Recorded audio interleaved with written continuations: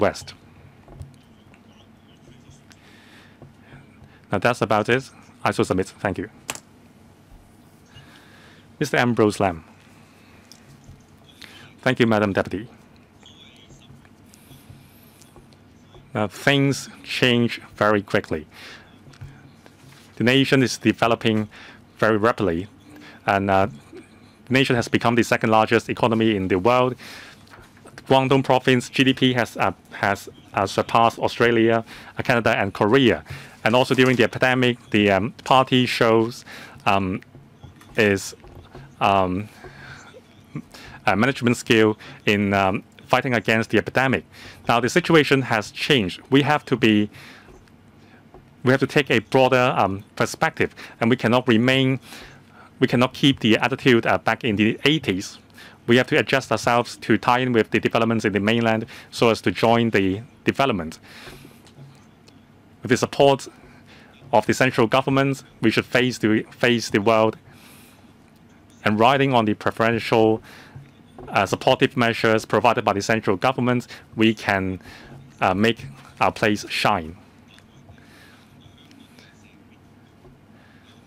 The socio-economic structures between the nation and Hong Kong are very different. The professional service development in the mainland is led by the government. In Hong Kong, professions regulate themselves and solve for their own development. The government has no responsibility to help these professions. In order to help professions in Hong Kong to integrate into the national developments, the government should do more. Now, the government is only taking a passive position. To align the developments of Hong Kong's and the nation's professional bodies, we have to fight for preferential measures from the Guangdong authorities. We cannot afford to not communicate with the mainland counterparts. Concerning CIPA, the Ministry of Commerce has provided a lot of supportive measures for Hong Kong's lawyers and barristers to start a business in the mainland.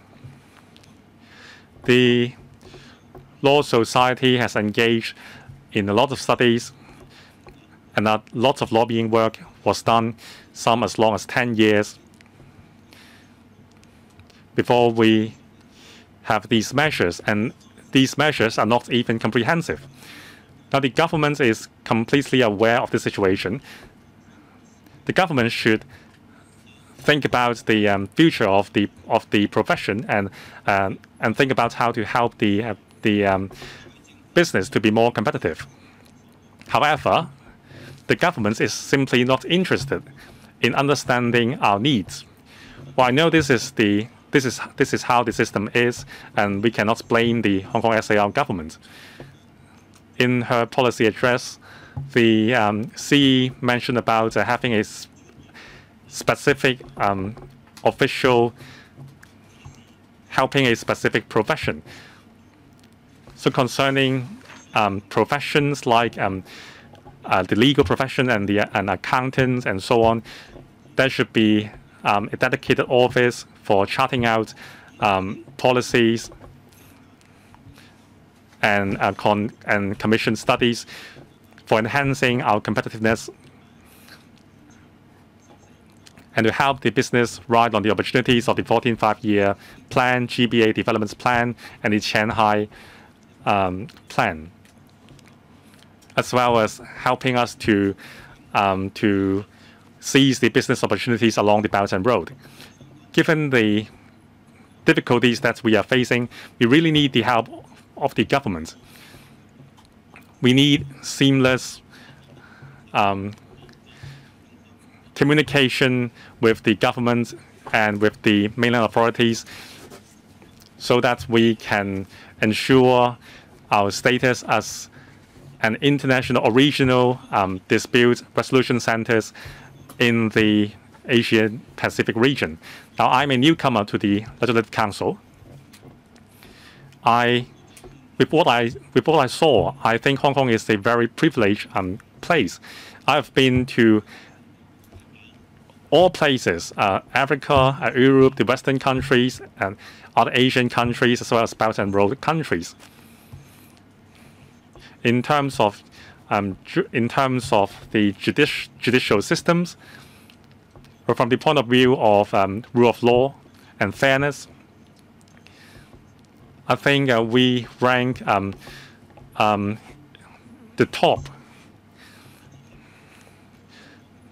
despite the blow dealt by the black clad violence to our rule of law system. We are still holding up. Still, youngsters have been seriously affected by this. I know the government is doing its best to promote the rule of law awareness, but it is not enough. I urge bureaus and departments to work with the relevant professional bodies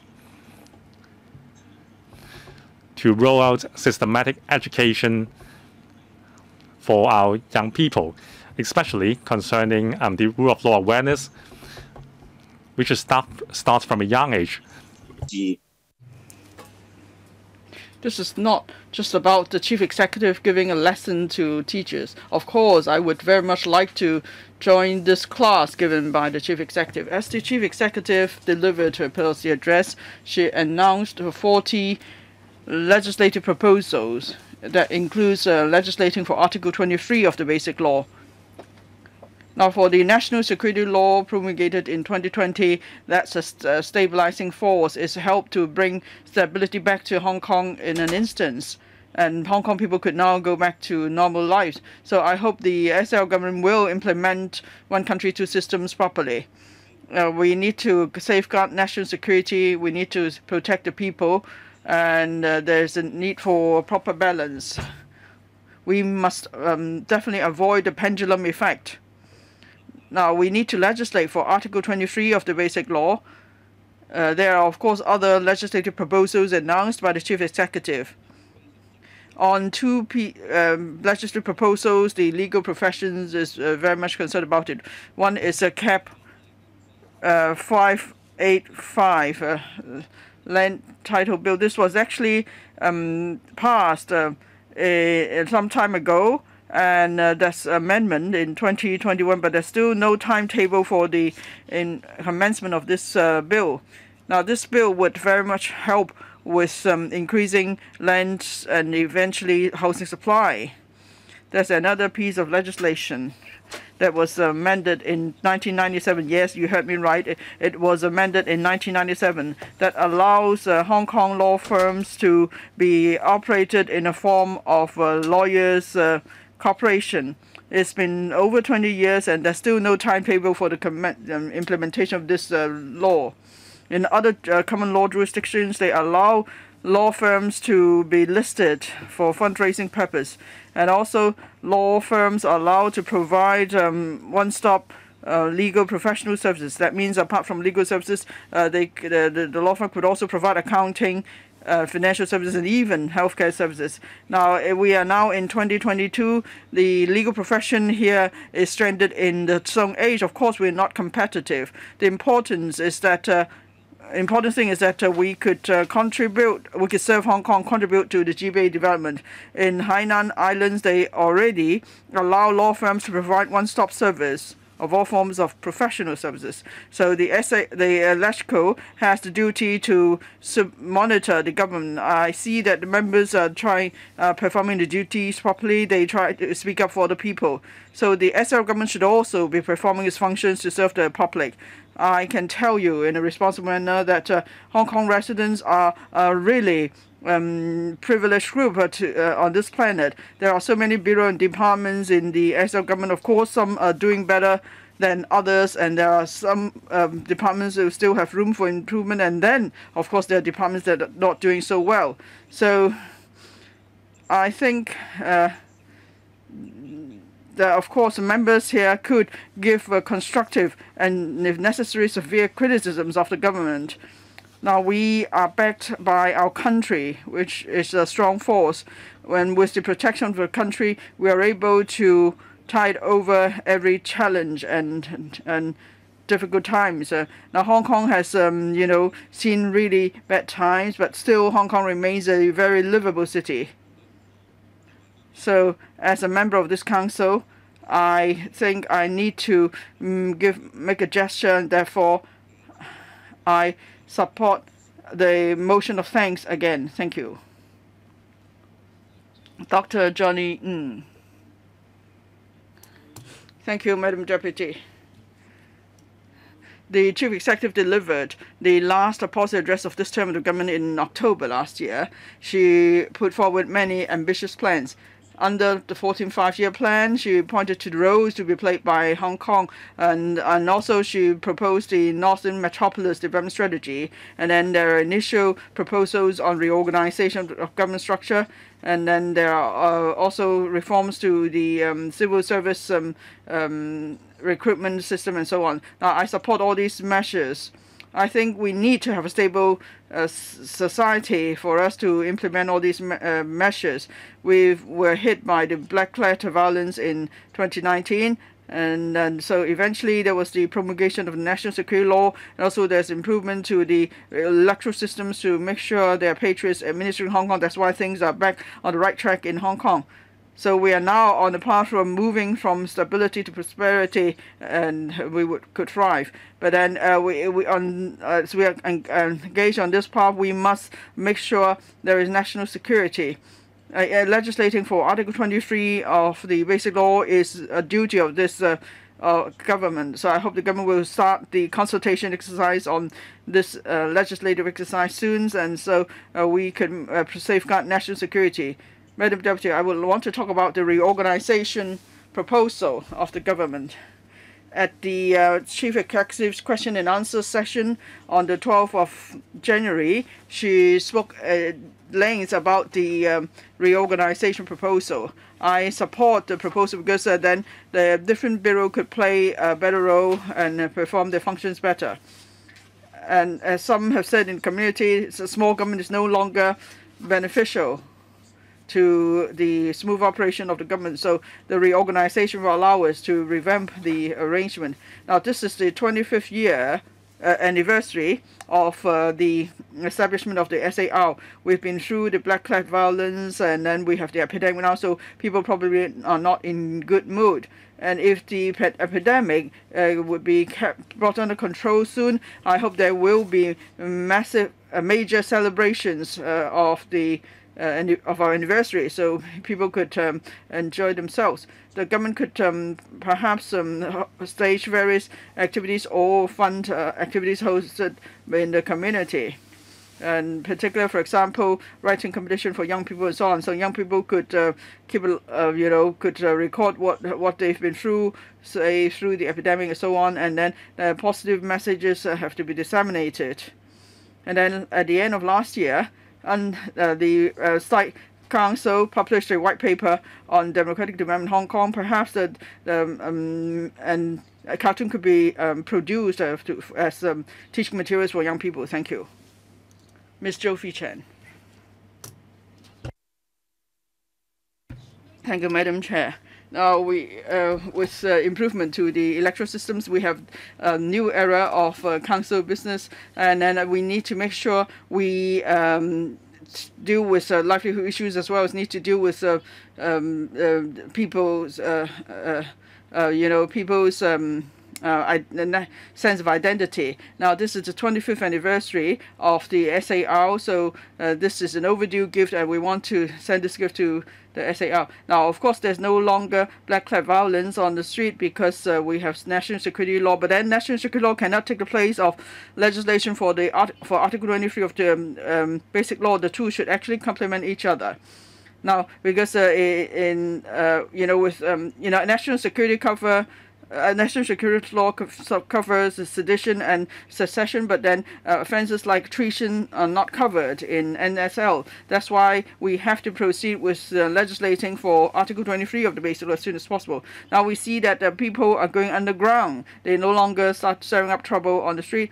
But then, say, for example, a female inspector was killed on duty in a smuggling operation, but then people said something really mean, and then The United States also announced that they will set up an espionage center, and Hong Kong is one of their target. So they will monitor us, and that means the hidden dangers remain. They've not been addressed. And then we've seen that there are messages going around asking people to form themselves in the army and so on. So I've reported these messages. Now, the NSL allows us to go from chaos to stability, but Article 23 legislation will allow us to go further to keep out for foreign intervention and so on. Now, we need to have proper education and publicity before Article 23 legislation proceeds. Otherwise, there will be distortion again of the intention. So we have to put our focus on schools and civil servants. Now, of course, we need to educate our young generations about the rule of law concept that's necessary. And on major issues, young people do not really have the right values or a perspective of the country and so on, so they could be easily influence into engaging in extreme activities. And then there are teachers. There were teachers in the past who took students onto the street, and they also taught distorted history. So I think teachers teaching history and national education should be trained. Now, there are young people who are patriotic, and they told us that they are learning about NSL in the university.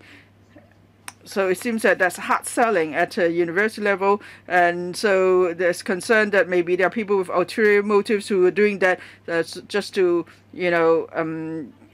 make people disgusted.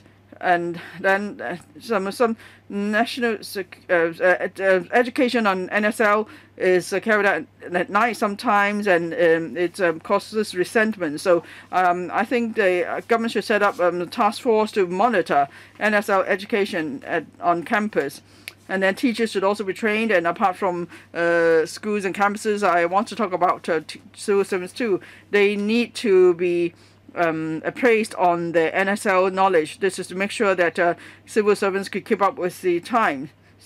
And now there is some test in the recruitment of civil servants, and the NSL is included as an element. This is to make sure that civil servants have a basic understanding of the NSL. That's good. But then what about serving civil servants? For civil servants, they're not just doing a job. They are serving the community. They need to be dedicated. So we could see from the children's residential home and other cases, well, there should be civil servants supervising this, but how come there's no such supervision? Say for the children's residential home case, if there's no insiders reporting about it, nobody would have known about the case. And so the revenue department should have been monitoring such operations, and is after the incident was exposed that the social welfare department sent someone to oversee the operation. So it could have been done earlier, actually.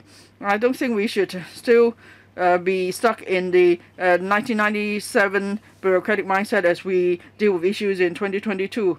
Now, there's a body that I'm a member of. We have put forward a proposal on improving governance. I hope the government will consider it. Now, we need national security. We also need security in a community. We should all work together, and we have to move forward. We have to reform. Thank you. Mr. Chow Siu Chung. Mr. Chow, please unmute your microphone. Now, after improving the electoral systems, 2 elections were held with success. That shows that ensures that the principle of patriots administering Hong Kong is adhered to, and we're now entering a new era of governance. I've read the entire policy address on the chapter on successfully steadfastly and successfully implementing one country, 2 systems. I feel much for it. Now, since the reunification, we've been many challenges. The Central People's Government has always adhered to the one country, 2 systems intention. It helped us to resolve issues. It ensures the well-being of the people. So it stands firmly behind us. Now, with the fifth wave of the epidemic is coming on fast, and Hong Kong exceeds the capacity of Hong Kong to handle it. At this time of crisis, Presidency made timely instructions. The Guangdong Province and Shenzhen will help Hong Kong to fight the epidemic. We must have successful and steadfast implementation of one country, two systems before we can have lasting prosperity and stability. And therefore, enacting legislation under Article 23 of the Basic Law is a necessity and is also a basic safeguard for steadfast and successful implementation of one country, two system. I support enacting legislation under Article 23 of the Basic Law. Of course, we have to engage the public to allay their concerns. For proper implementation of one country, two systems, the government must step up public education on the Constitution and Basic Law, in particular among teachers and students. Such education should be extensive and in-depth. Teachers have to have a proper understanding of the Basic Law and Constitution before they can educate students and enhance their sense of national belonging. And therefore, we should sustain teacher training and the civil service, which is responsible for which is part of the administration, should fully, faithfully, and adhere to the principle of one country, two systems, and use the principle to tackle problems and challenges faced by Hong Kong. In times of this new era, we should step up training of the civil service. At the same time, we should take measures to enhance civil service morale, to enhance their sense of belonging, so that they can be the driving force for promoting good governance. While we have the national security law and the improved electoral system legislation, that doesn't mean that we are we have peace, and so the administrators can just lay flat and be idle. Now, if they are so passive, then they will lack the enthusiasm and the courage to overcome problems. We still have deep-seated problems such as housing and land, the poverty gap, and labor protection that requires solutions. If we do not resolve deep-seated problems, then the unsettling factors will still be here. And then riots and unrest in society may revive.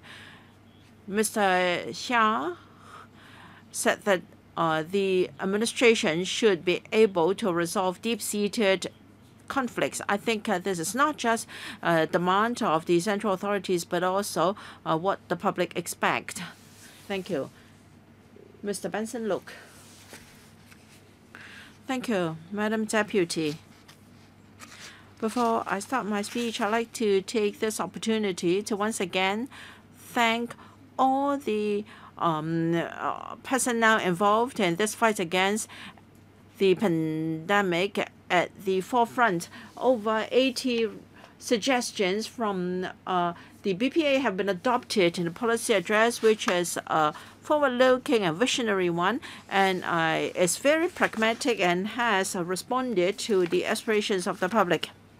Now, the policy address has this title, Steadfastly and Successfully Implementing One Country, Two Systems. We must not forget our original intention, and Presidency said that we have to keep exploring while implementing one country, two systems, and we have an unshakable responsibility in ensuring national security. Para 8 of the policy address said that the government is working on the legislation to implement Article 23 of the Basic Law. Myself and the BPA has always supported this. Among the 7 offences in Article 23, there are 5 not covered in the current NSL. And therefore, the government must complete the legislative exercise as soon as possible to plug this loophole of national security. BPA hopes that the government can do a proper job of public consultation. There must be proper consultation and explanation with the students, university students in particular, to let them understand the details to avoid misunderstanding. And we must be vigilant to prevent people with ulterior motive to demonize the relevant legislation.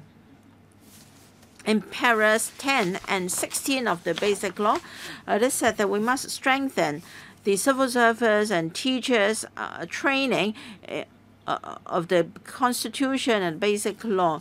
In fact, there are 9 chapters and 3 annexes in the NSL. I mean, the Basic Law. All teachers and newly joined civil servants have to pass a Basic Law test to be the gatekeeper. In fact, the Basic Law test only involves a 20-minute with 15 multiple choice questions. A correct answers in 8 questions will give you a pass. That means you only have to pass 8 MC questions, and then you are considered educated in Basic Law. Do you know that even when you want to get a license, a driving license, you have to get correct answers for 16 out of 20 multiple choice questions? Teachers are responsible for nurturing our future generations. So Basic Law for teachers is not just a formality. Rather, it should be should play a gatekeeping role for education of our future generations. So the test must be reviewed. There should be different questions covering all 9 chapters of the Basic Law. So there should at least be 60 MC questions. And the Basic Law, the Constitution and the NSL should also be tested on. And as for training of the civil service, we understand that civil servants are required to be educated on a regular basis on national matters, and they should have full picture of the development of the country.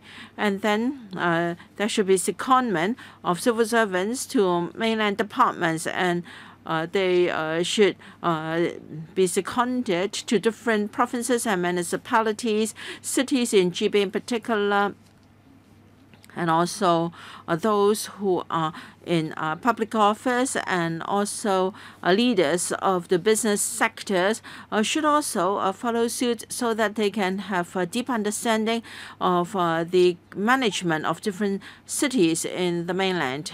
In para 32 of the Basic Law, it is suggested that the government structure be reorganized. I'm pleased to see that at long last, the government is going to set up a Youth and District Affairs Bureau for the sake of our young people. This is a pleasing sight. Now, young people have to consider their studies, their future occupation, etc. And they can also take part in politics. We hope that we can provide a one-stop service, one-stop policy coordination structure for our young people, and we should ensure our young people have have a proper perspective of life of our country, and also their future. I hope that our young people will be given more emphasis in our future policies. Young people very much look forward to better performance from the part of the administration. Thank you. Mr. Kwok Wai Keung. Thank you, Madam Deputy. Since the outbreak of the 5th wave, the civil service have been the mainstay in fighting the epidemic. Many civil servants have been deployed to the front line to take on various tasks. We are grateful to their contribution. Now, we have had 5 rounds of anti-epidemic fund, and the 6th round is coming, and rely on the civil servants to disperse the subsidies.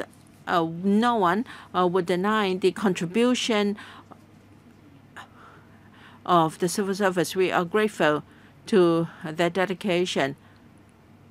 The SL government has always been commended for its high efficiency, and they enjoy world acclaim. However, there are comments that our government is not as effective as it was in the past, and very often progress was slow. I think it's because very often the government has shirked responsibility to other parties. In Finance Committee, we ask how come we have had repeated funding requests for consultancy studies. Some say that it's because the government is not willing to shoulder responsibility, so they pass the buck to consultants. Take the control of disposable plastic tableware. There is already a global and a tightened awareness in Hong Kong. The mainland has already banned the production and sale of disposable plastic tableware, and all eating industry eateries in the mainland are not allowed to use plastic tableware. And by end 2022, the scope would be extended to all cities. In early 2021, Macau already banned the import and the importation and manufacturing of disposable plastic tableware. In 2019, we were dumping close to 2,000 tons of waste plastic on a daily basis, accounting for 20% of the waste dumped at our landfills. Among them, above 5% were plastic beverage containers, and so we should ban disposable plastic tableware as soon as possible. A consultancy commissioned in October 2017, and then we haven't seen any proposed legislation. According to the administration, we can only have a trial of ban of plastic tableware in 2025. Well, why is it that on issues with social consensus, we still need to commission a consultancy? If we had started to draft the legislation in 2017, then we could have implemented the legislation in 2021, same as Macau. This goes to show that the government doesn't have enough responsibility and accountability, and that's why we are doubting the effectiveness of accountability system. And then there is also the training of the civil service. Very much hope that with the commissioning of the Civil Service Academy, there can be better treatment. Civil servants should not be trained in skills, but in values. During the 2019 Black Cat violence, we've seen civil servants supporting these rioters to resist the government, and then civil servants were required to take an oath to pledge allegiance to the Hong Kong SAR, and then things started to improve. But we must not overlook the fact that some civil servants are putting on soft resistance. They may not openly rebel against you, but then they may store things and affect our efficiency. So to have steadfast and successful implementation of the basic law of the one country, two systems, we need the cooperation of the civil servants. If they engage in soft resistance, and this is certainly detrimental to the implementation of one country, two systems. And in this fight against the epidemic, we can see the side effects of refusing to integrate with the country. Now, in terms of town planning, technology development, smart city, and poverty elimination, we are behind the mainland, and this has been demonstrated in our fight against COVID-19. So we cannot afford to adopt this proud attitude and be so arrogant in looking at the mainland. We must break the barrier between Hong Kong and the mainland. There must be more internship and exchange opportunities between Hong Kong civil servants and the mainland. There must be more interaction, more contact before they can be more relaxed and not be so wary. And our civil servants must be dedicated. They should then be able to become efficient again, and they can do really pragmatic things to improve people's livelihood. Thank you. Mr. Wong Yin-sang. Thank you, Madam Deputy. In face of the different challenges, we have to seize the opportunities brought about by the 14th Five-Year Plan and the GBA Development Plan. We have to consolidate our status as the 8 centers, and we have to be very sure about our direction forward. Now, in the policy address, improving governance is a major chapter. However, under the reorganization of the government structure, I don't see anything that resembles strategic planning to achieve that. I think the government has to make the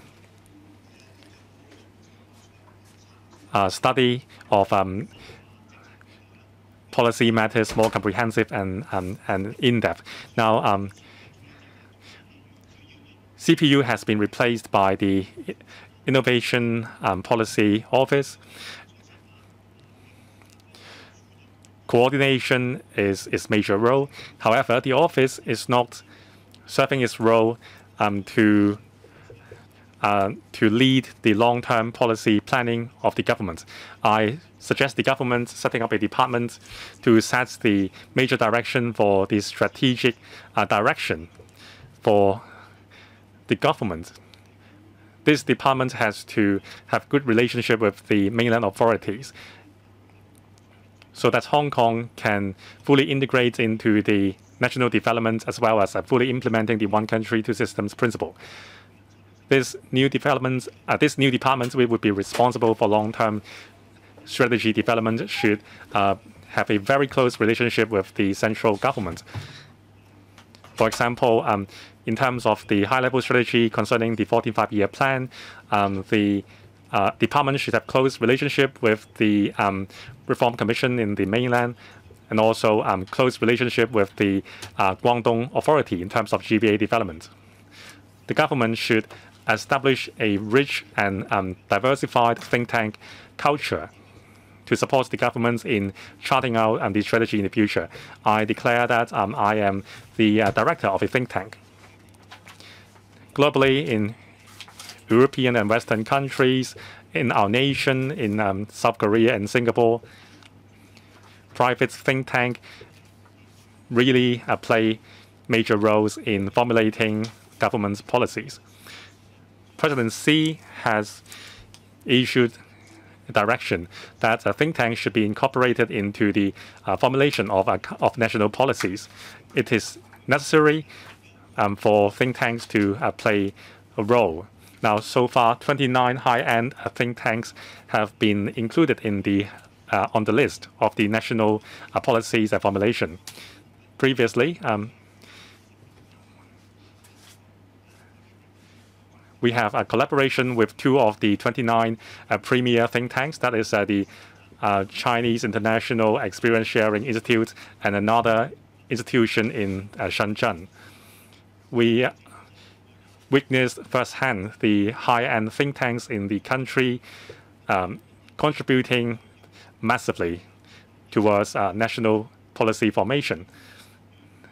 The government should dedicate regular resources to nurture high-end think tank in the private sector to bring in vibrancy to government's policies. Not only that, think tanks can also help canvass wisdom and help government solve livelihood issues. It will definitely benefit the governance of the government. I so submit. Dr. Junius Ho. Madam Deputy,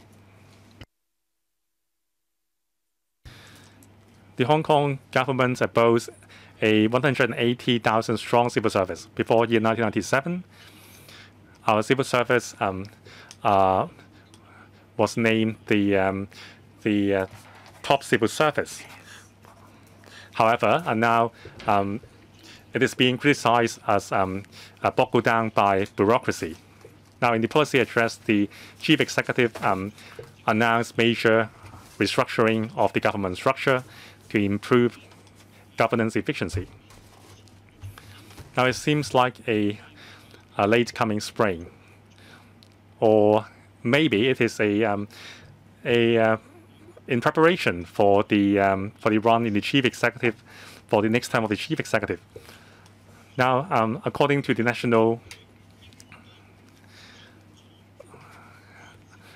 the central government, the Hong Kong SAR government should fulfill its responsibility as soon as possible in terms of legislating for safeguarding national security. However, this term of the government has been dragging its feet. Now,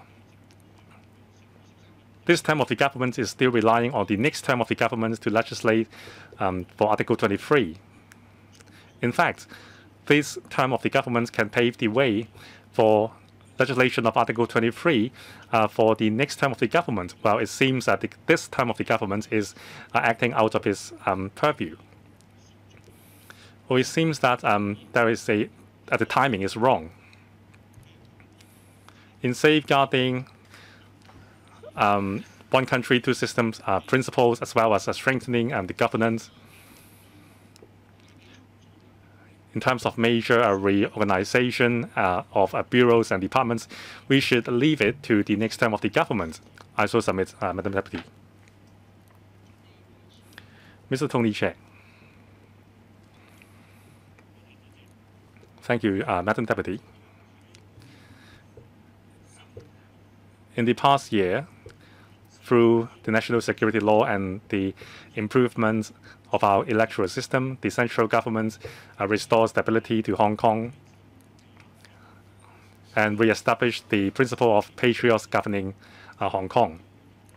To improve governance, the policy address announced the proposal of restructuring the government structures from 3 bureaus and 15 departments to regroup the purview. Now, the direction is correct. But will it be the case that after the restructuring, the governance of the SAR government will be dramatically improved?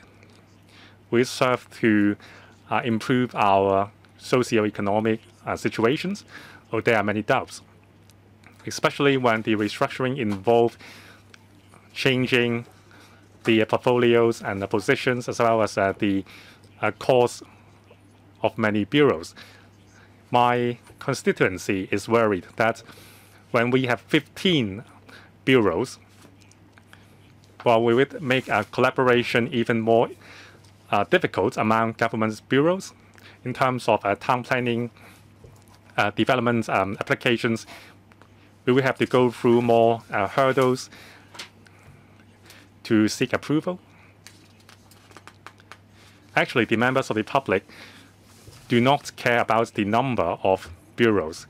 They are worried about when they can get a flat, whether the income can catch up with inflation, and when we can achieve zero infection again and have the boundary reopened.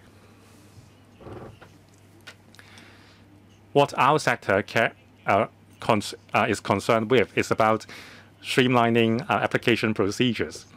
For private corporations, employees are worried about the long working hours and the low income. In terms of one country, two systems, we are concerned about how we can improve the efficiency of governance. We can't simply rely on the improved electoral system and the restructuring. The key is to change the silo mindset of civil servants. There is a culture of bureaucracy among government officials. It projects the perceptions of ineffectiveness and passing the buck among officials.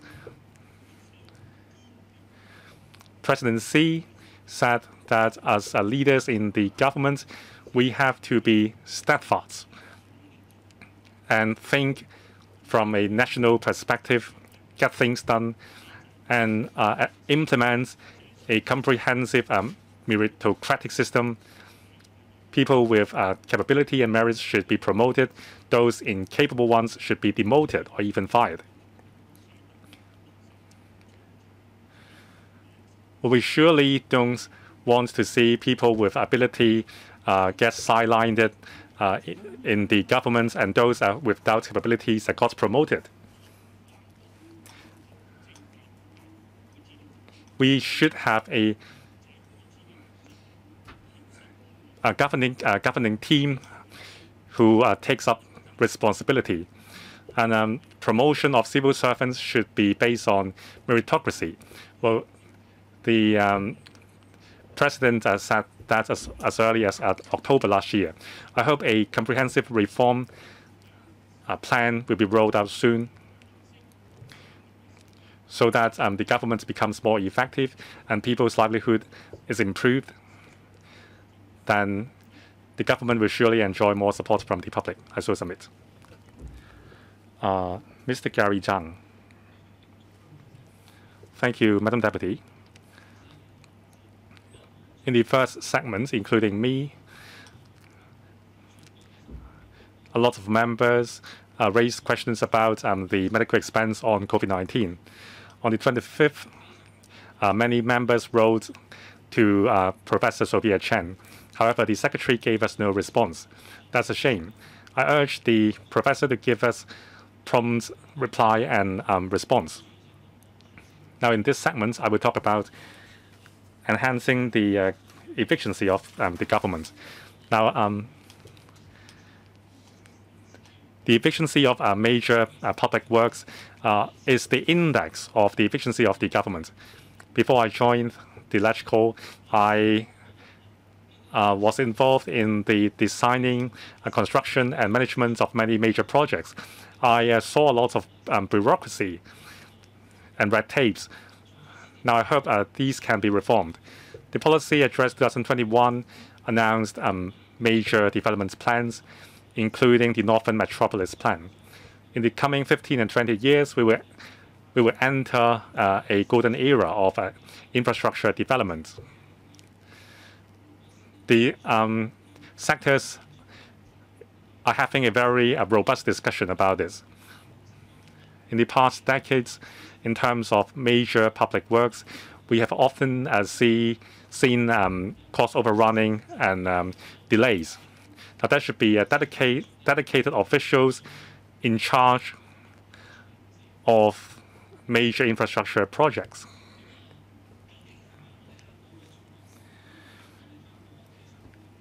Is it the case that we lack the relevant talents and workers, or is it because of the government? Let me give you an example. Now, there is a program open to primary and secondary students and other artists to showcase their artworks and creation in MTR stations. This is a very well-received program.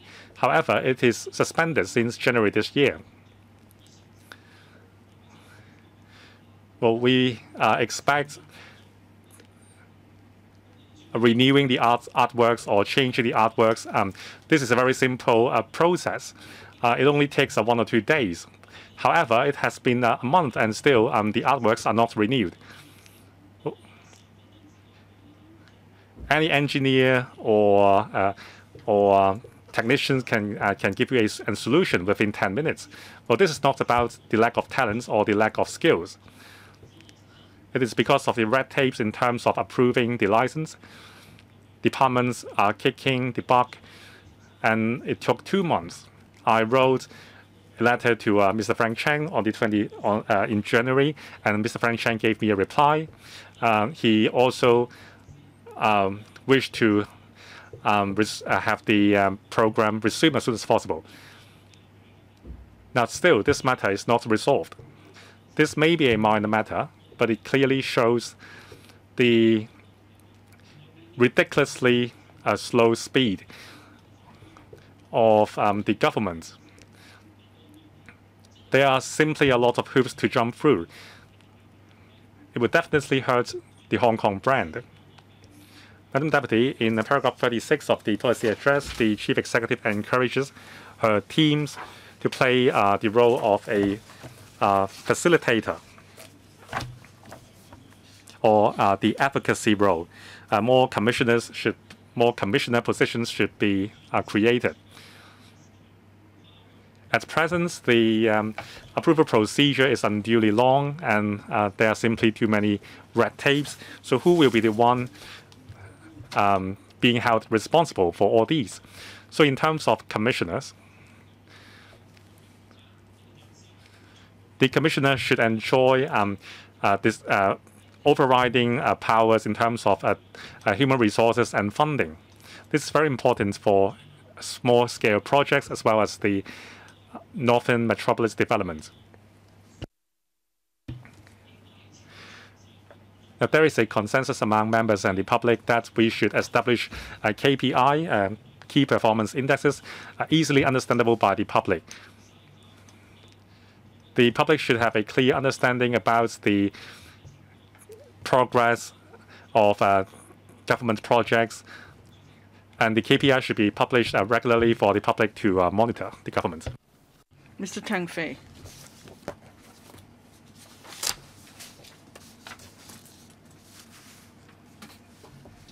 Thank you, President. I'd like to speak on two aspects. One, Mr. Gary Zhang mentioned just now that we have to make sure there is implementation of basic law, one country and two systems, and so on. And if we just improve the system and the tax is not enough with civil servants, I think we need to renew the appraisal system.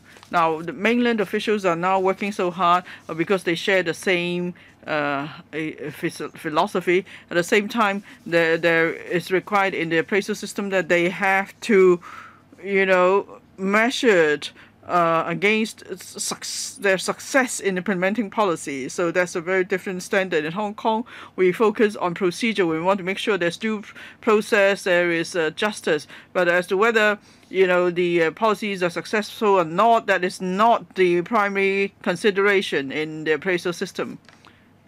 Now, of course, we've seen improvement to the electoral systems. But then this is still an executive-led system in Hong Kong. Members of this council, of course, care very much about various policy areas. We're trying to push the government to get things done. But at the end of the day, it's really up to the executive and civil servants and also principal officials to actually implement the policies. And this is the case especially for civil servants. So therefore, if we want the implementation of policies, then we should appraise civil servants on whether they could get things done. Now, I'm from the education sector. Of course, this debate session is about national security law and basic law and so on. Now, we need to take forward education on national security. We of course we have to work on the curriculum, but then that's only the starting point. It's really for teachers to teach the subject. So we need to train teachers on national security education. And I have asked that the Education Bureau should work with the Department of Justice and even the two legal professional bodies, because with such education, it involves legal experts. In secondary and primary schools, we won't have any teachers with any legal training background. So you're asking laymen to teach laws, including the Constitution, basic law, and national security law. So it's really challenging for teachers. So we need both education and legal experts to turn such legal knowledge into learning materials for primary, secondary, and even university students. Only then would such education be effective. I remember, I couldn't remember exactly when, but then there was electronic periodicals published by the Department of Justice, so that they will compile cases involving basic law. And now, of course, this publication is not for schools, but I think the DOJ should continue to do that because we can also use such materials in schools.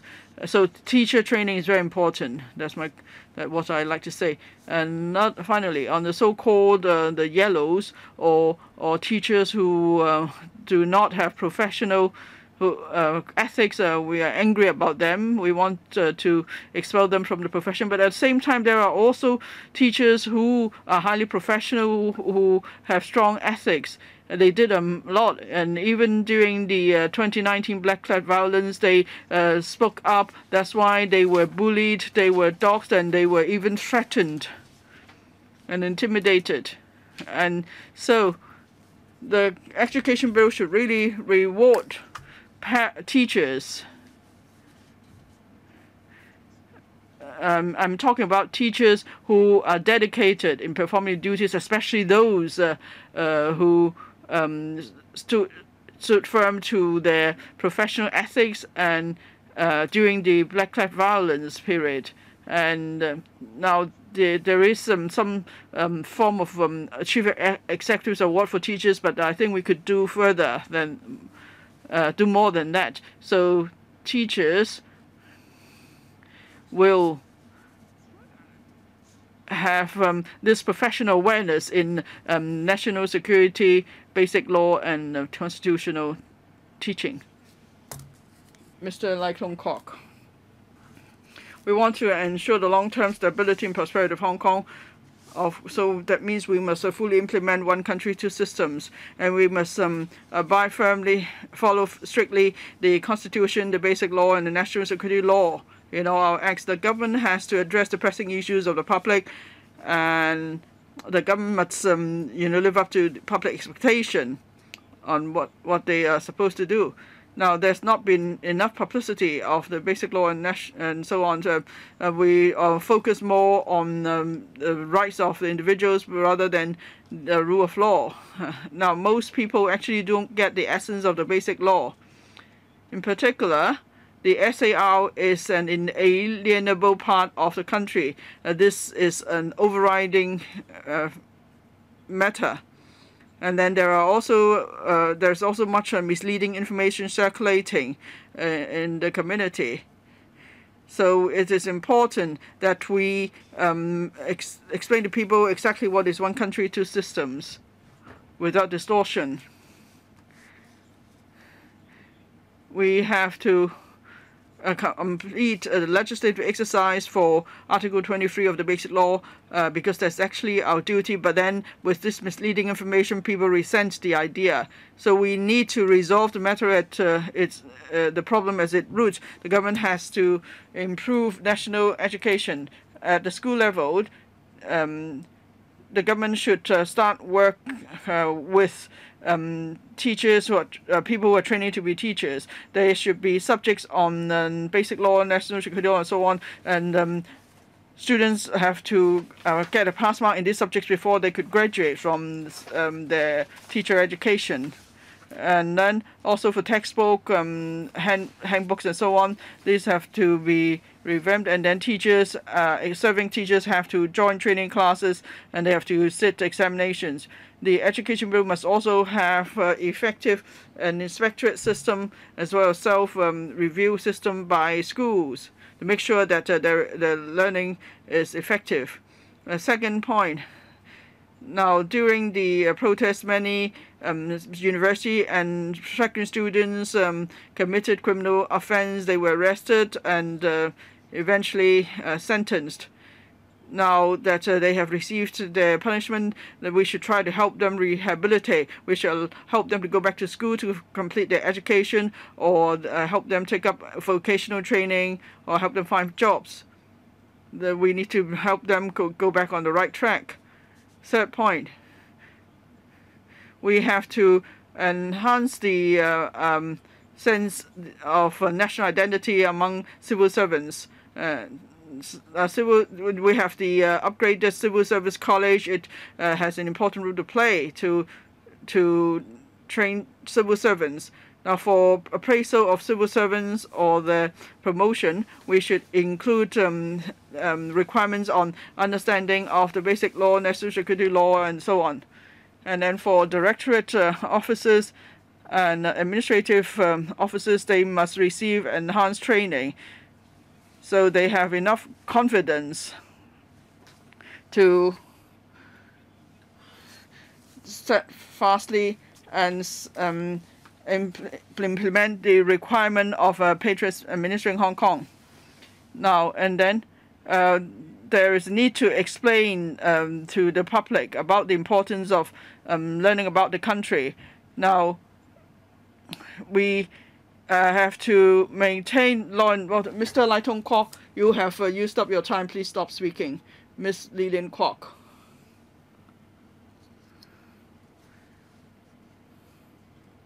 Thank you, President. I'd like to talk about national security and one country, two systems. Since the Occupy movement in 2014, we see that students and teachers have a little sense of rule of law. And then some students took to the street and engaged in unlawful acts. So we need to promote national education. It's very important. It's not just at the school level, but at the community level.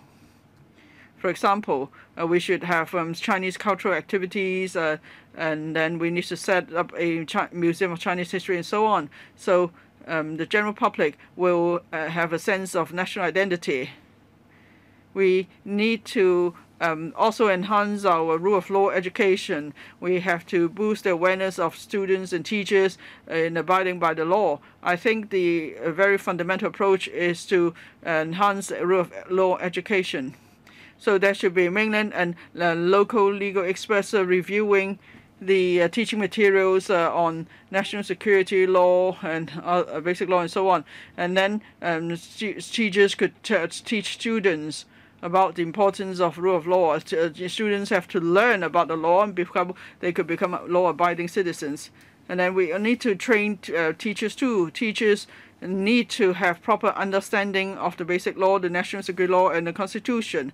So I would suggest that legal experts from the mainland and Hong Kong should be involved in planning such materials. Now, there have to be proper teaching materials before we can educate our next generation. So they have the right values. And they will understand that we have to have the country first before we have two systems.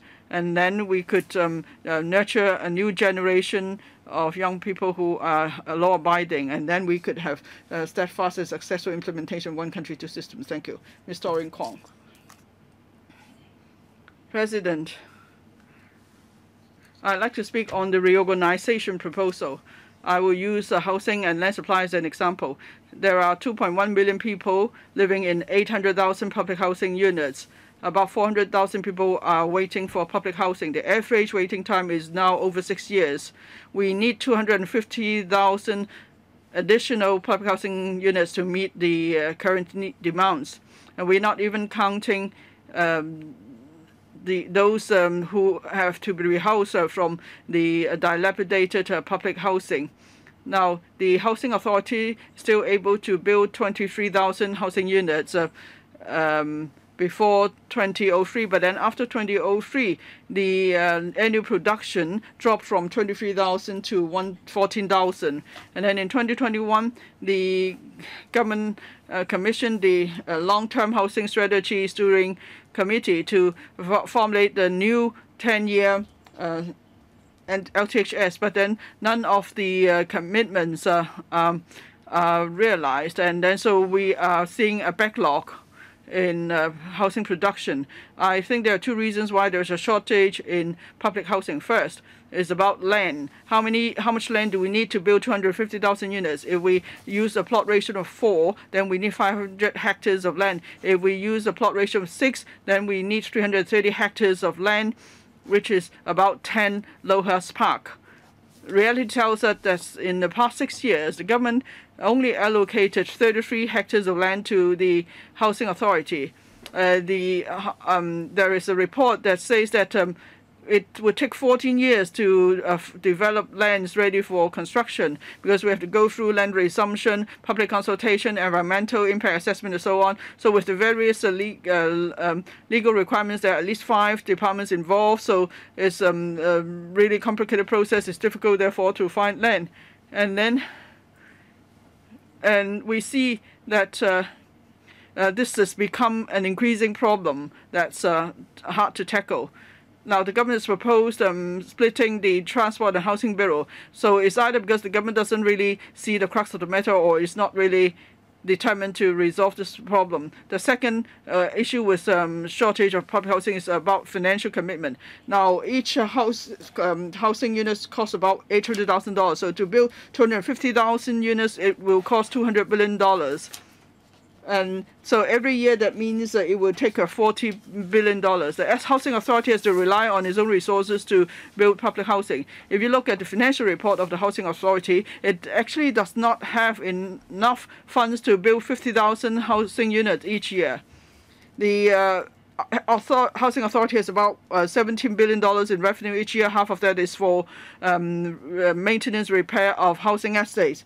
And then we are not even counting the aging housing estates. So it has just about $10 billion left. That's enough only for building 12,000 units a year. So the Housing Authority actually does not have the resources to build new units, and then the government is not giving additional funds to the Housing Authority. In the past couple of weeks, at a meeting of the Council, I have inquired with the Secretary for Transport and Housing, who replied to say that HA has to use its funds to build flats. So we are lack of land, and HA is short of funds. The administration has not resolved this issue, leading to the proliferation of subdivided units. Now we are building interim units as well. So NGOs who are already tight for cash are now asked to build interim housing to help alleviate this problem. This is putting the cart before the horse. The government has to understand the roots of the problem.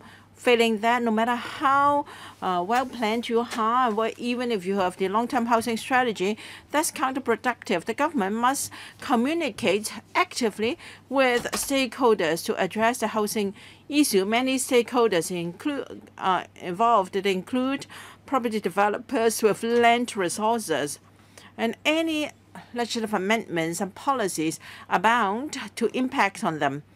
And all departments involved in flat construction process, they have to fulfill the relevant legislation. The Housing Authority, the Housing Society, and the Urban Renewal Authority have the respective responsibilities and constraints. Third, to set up an organization for the Northern Metropolis, and organizations involved, including NGOs. They understand the actual housing needs of the community. After communication with various stakeholders, then the government can work out a work plan. For instance, government injection, for instance, consolidated legislation to various ordinances to exempt the housing authority from some legislation. LegCo should consider whether a special commissioner should be created to oversee the production of flats and to have KPIs and to ascertain the various responsibilities. And as for splitting the THB, I'm of the view that this exercise is not going to help a lot in addressing the public housing shortage problem.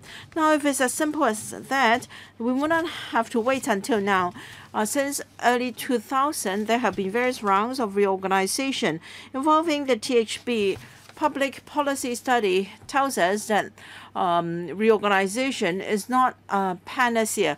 What we need most is not restructuring, rather a strong leading department with financial resources and the determination to fulfill the undertakings and before we can see a solution to the housing problem. Thank you. Mr. Dennis Leung. Thank you, President. The 2021 policy address was last policy address by the chief executive in her term. And now we have to strengthen our governance and improve administration in order to serve the public. The FTURE want to ensure that the community has a sense of happiness and belonging. Who should be the officials? Who are the good officials? This Tuesday, at a meeting of the Finance Committee, we examined the 6th round of AEF. I asked questions, and we only had reply from one official, and those replies were digressing. And then the other members failed to provide answers to my questions. The government claims that it is proactive, but I think this is just lip service. Members of this council ask questions which are in the minds of Hong Kong people. The administration should formulate policies, conduct studies, and find solutions, and explore solutions together with legislators who are representatives of the people. FTU is grateful to the chief executive for launching unemployment allowance to help the unemployed. But what about those who are casual workers, part-time workers, freelancers? Well, many workers have been forced to take no-pay leave. Now, some have been sacked, and they live in restriction. They live in a they did not live in buildings subject to restriction and testing order, but then the employers asked them to stay home, but they were not paid at all, and the government is not helping them at all. This is the problem with the current 5th wave of outbreak. The departments are passing the buck to one another. When can we see some improvement before we can see good governance and prosperity? People cannot go to work, and there is reduced frequency of MTR service and bus service. People cannot get public transport to work, or public transport is very crowded. Now, all 90 members of this new council are speaking very proactively to give suggestions to the government. As the saying goes, we should pull collective wisdom together. We are making suggestions to the government. Hopefully, the government can take on board these proposals. I hope that the accountable officers and senior officials should change from today on. They should learn the innovative spirit of many officials. They should learn from the CE who's willing to think out of the box. Otherwise, it is impossible to resolve problems faced by Hong Kong in the 5th wave of outbreak. Workers do not just want apologies from the administration. They want solutions. They want to cooperate with the government. They like to know what the government plans to do and whether they can help in this way or the other. Change should start from today. We don't have to wait until the next CE assumes office. We should start to change now. We don't have to wait until the President Xi issues an instruction late midnight. Now, starting from the 1st of June 2000, we have got civil servants employed under the new civil service employment scheme. Now, 20 years down the road, they have been asking for improvement in their remuneration packages and also benefits because they're very different from their counterparts employed under the old scheme. So you want civil servants to perform outstandingly, but you're not paying them fairly. So the public sector and the civil service are cross-referencing their employment benefits, and the civil servants have got a pay adjustment annually, but for the private sector, every 2 years. Is that fair? How can we ensure a sense of happiness and belongings for the community, the government must be open in its policy. Now, during the restriction and testing order exercise, medical certificate is needed.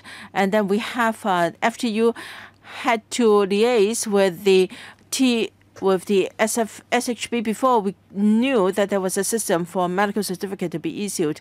Now, for patients tested positive, confirmed cases waiting to be admitted to hospital and waiting at A&E department, how should their sick leave entitlement be calculated right from the time when they were tested positive, or when they were informed that they are confirmed cases, or when they receive the notice for isolation. Now, if we only count from the last date, then there will be 10 days lost in sick leave payment.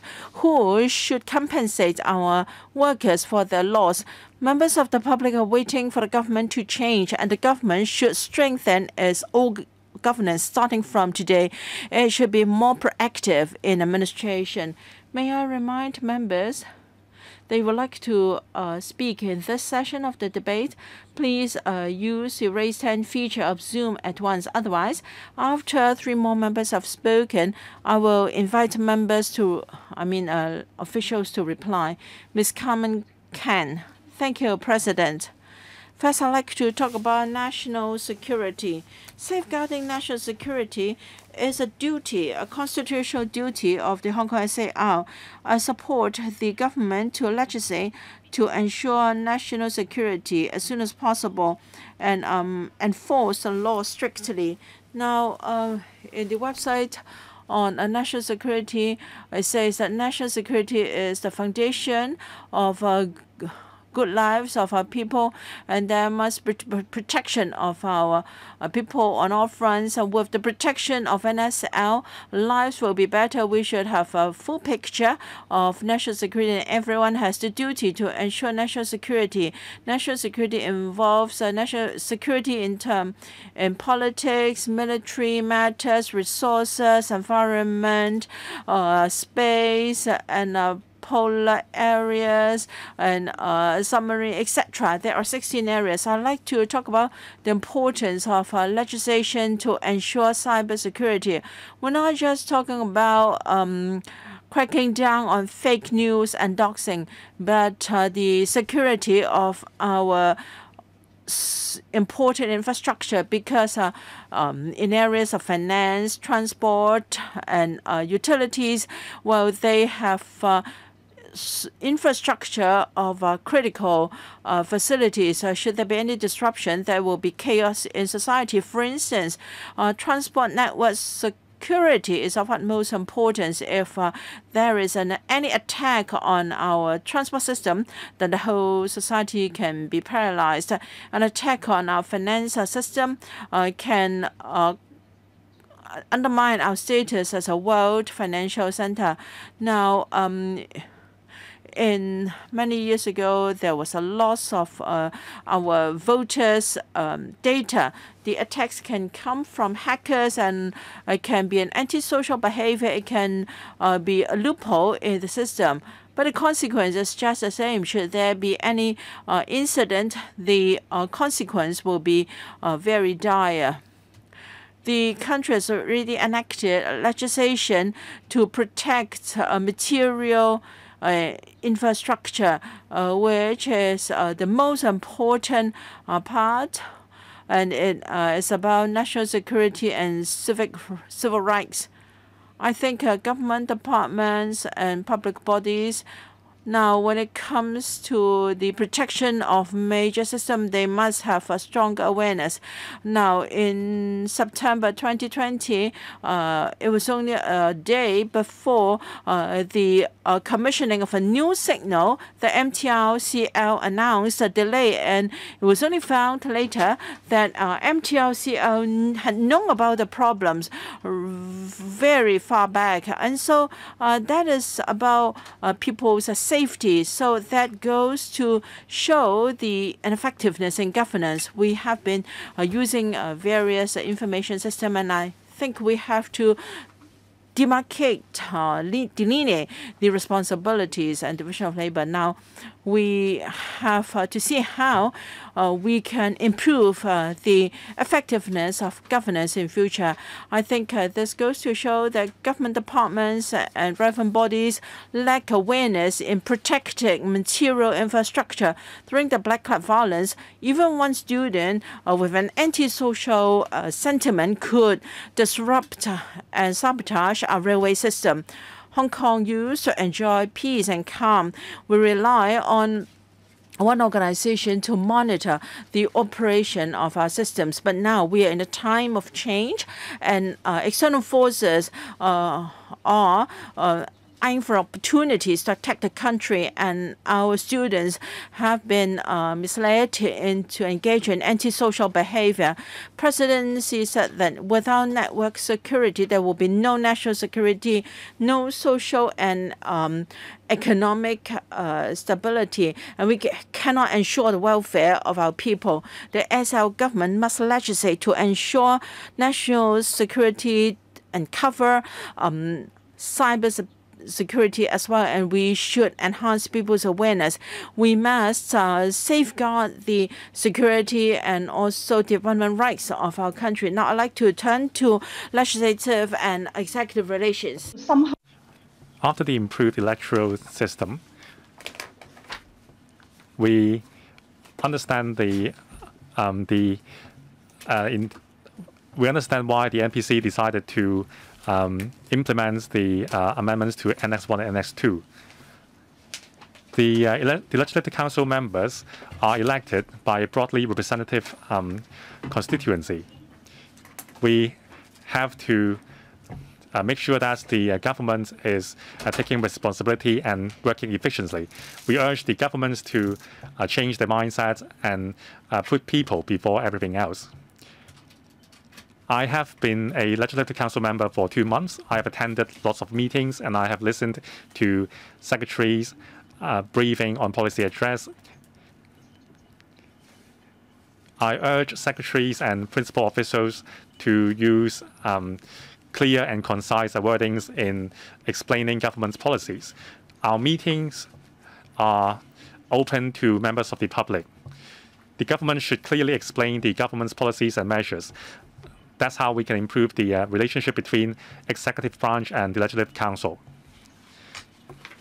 Concerning the suggestions that we put forward on behalf of the members of the public, whether our opinions are taken on board or not, the government has to provide sufficient explanations to convince the members of the public.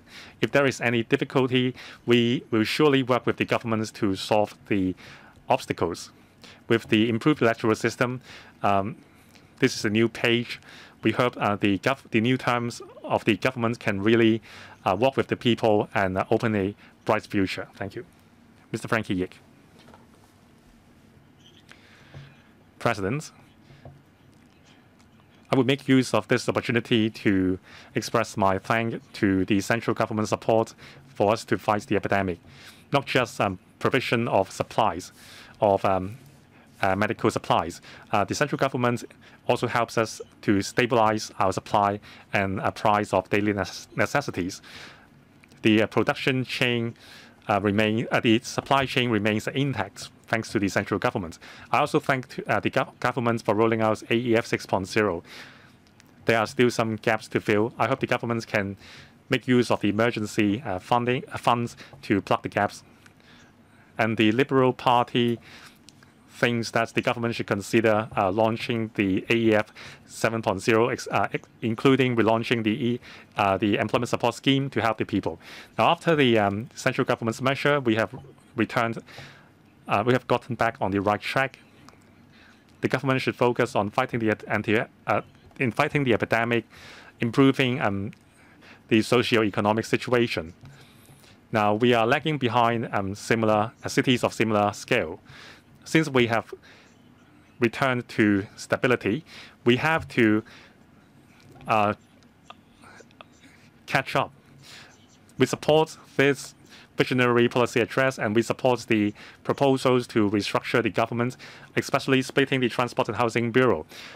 This is something that the aviation and maritime industry have been calling for. Now, in terms of transport, the portfolio is huge. Everything about livelihood is related to the THB. No matter how capable the officials are, the portfolio is simply too huge. By splitting it into the Transport and Logistics Bureau, the new bureau will be more focused in dealing with logistics infrastructure and people's daily movements, as well as public transport policies, as well as long-term policies to develop to help the logistics industry. No matter how good the strategies are, we need the departments to implement these policies. Now we have the Marine Department. The government should set up a maritime and logistics departments to take up this portfolio. In terms of the significance of our aviation and maritime sectors, we should set up a management board concerning our aviation and marine routes to tie in with the 14th Five-Year Plan, as well as the outlined GBA development plan to enhance our position as an international maritime center. To strengthen the governing team, the policy address mentions that capable officials would be appointed on the basis of meritocracy. The Liberal Party supports this. Like Mr. Xia Baolong said, those in the government must be capable and have a will to get things done. Besides the restructuring proposals, the responsibility system should be extended to permanent secretaries or even deputy secretaries. These are the officials responsible for implementing the policies. Thank you. Mr. Lee Chen-Kung. President, concerning the steadfast implementation of one country, two systems, as well as enhancing governance efficiency, I have 3 points to make. Now, about legislation of Article 23 of the Basic Law. In my run for during the election, I proposed legislating Article 23 as soon as possible to fulfill our constitutional responsibility and plug the gaps of the NSL. Now, in January, I made an oral question. I'm happy to hear that a timetable has been shouted out by Mr. Chris Tang. Now, consultation will begin in May, and the bill will be tabled at the Legislative Council before the end of this year. President, the bill should cover treason, incitement, stealing state secrets, and so on, which are not covered by the NSL. And also, we should have anti-spy laws as well as anti-fake news law. Now, the current legislation is outdated. Other espionage behaviors are not covered.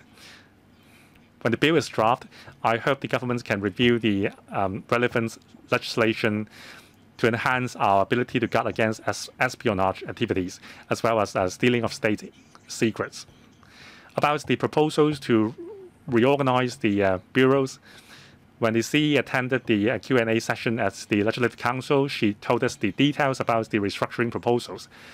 Bureaus will be increased to 15.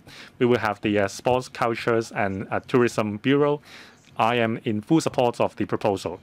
This new bureau can align with the 14th Five-Year Plan in developing Hong Kong into a place where East meets West.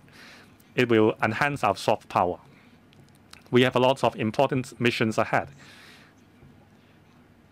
Hong Kong, Guangdong, and Macau will co-host the 2025 National Games. Our delegation has achieved great results in the Tokyo Olympics. Now, people are attaching more importance to sports, culture, and tourism. We have to nurture the interest for sports since a young age. The government should begin relevant work as soon as possible and consult the relevant sectors, including our members, to leverage on our unique strength. And also, the new Home Affairs and Youth Bureau and other bureaus should create synergy and negotiate more opportunities with the central government. Now, about the direction for district councils. In the past 2 years, district councils were mired in chaos. District councillors made use of the platform to disseminate anti-China destabilizing ideas. Thanks to the improved electoral system, now we have the situation under control. Now, there are only very few members left in the district councils. We have to think about the future of district councils and rationalize its role as local advisory bodies. Now, some may say that we should change the nature or even the name of district councils. And maybe we can change the electoral system for district councils to 2 votes, 1 seat, or 1 vote, 2 seats. This may not be suitable to small districts. In small districts, if members hold different views, then it would impede the efficiency of the district councils. I propose that members should be appointed from amongst district fight crime committees and district fire safety committees to make it more efficient. Thank you. Mr. Edward Leung, or rather Mr. Kenneth, Mr. Leung Kwong. Thank you, thank you, President. I support legislating Article 23 as soon as possible to fulfill our constitutional responsibility. Now, our consultation will begin in May, and the legislative framework would be provided for discussion, and the bill will be tabled by the end of this year. Now, it is the 25th anniversary of reunification. It is halfway through the 50 years. However, we still haven't fulfilled our constitutional duty. The NSL and the improved electoral system were initiated by the central government, and we still haven't legislated for Article 23. The NSL does not cover treason and the political activities engaged by foreign agencies. Now, the Legislative Council is full of patriots. We have to seize the opportunity to enact Article 23. And also, I support legislating against fake news. We should prevent foreign agencies in Hong Kong spreading fake news in Hong Kong and destabilizing the community. We should also legislate to protect internet security, internet safety. We should also legislate against insulting public offices, including police officers and other public offices. We have to ensure their dignity and safety. And also all civil servants, public bodies, employees, and so on, during recruitment, they should be tested for their knowledge about NSL and basic law. And besides that, education. We see that there are still people holding grudges in their hearts. Now, the NSL is only calming the situation on the surface. There are still people, young people, particularly, who are stubbornly holding to grudges. Now, only with national security education can we right the wrongs. The Education Bureau has proposed replacing the liberal studies subject with citizenship and social development. I suggest we should extend the subjects to all primary and secondary school syllabus and set up and create a separate subject for this purpose. Students should be educated systematically to nurture a right attitude, especially patriotic values and loving Hong Kong, rule of law, and law-abiding awareness, and so on. We should cater the subjects to their developmental needs and help them develop national identity and nurture their own aspirations and their sense of responsibility to their families, society, and the nation, as well as the world. President, the governments, including the legislature and the executive branch, should make use of this prime opportunity and ride on the improved ecosystem. We don't have mutually destructive politics in the council anymore. We have to canvass public opinions and deal with the root cause of problems and achieve a win-win situation. I shall submit. Mr. Ma Fung Kwok.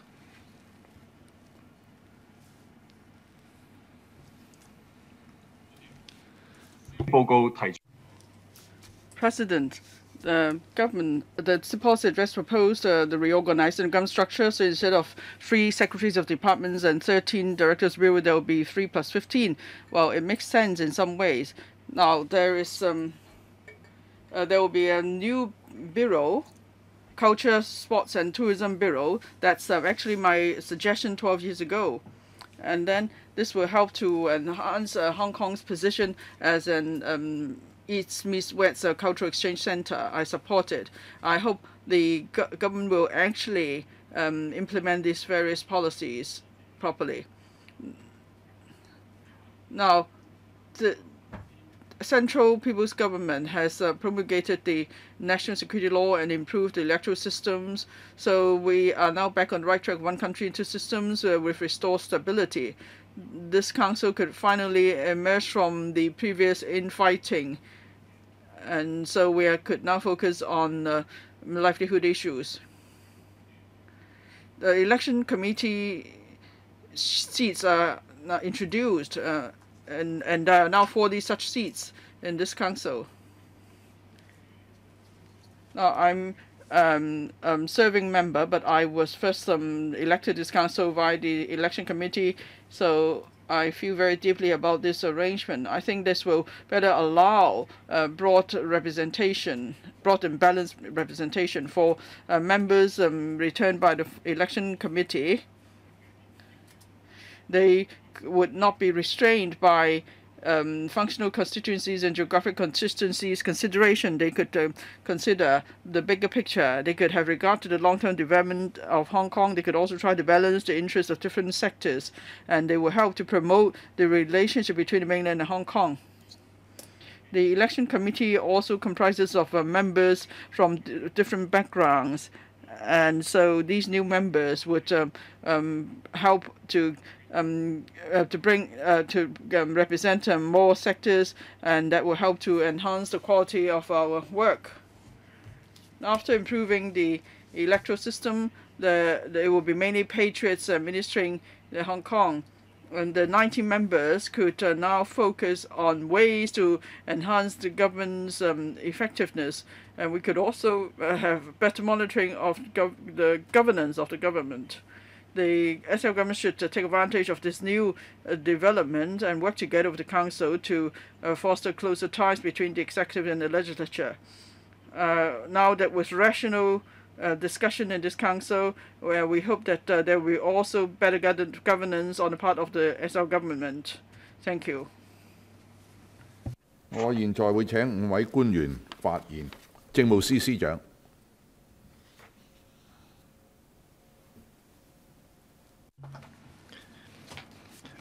I will now invite the 5 public officers to speak. Chief Secretary for Administration. President, I thank members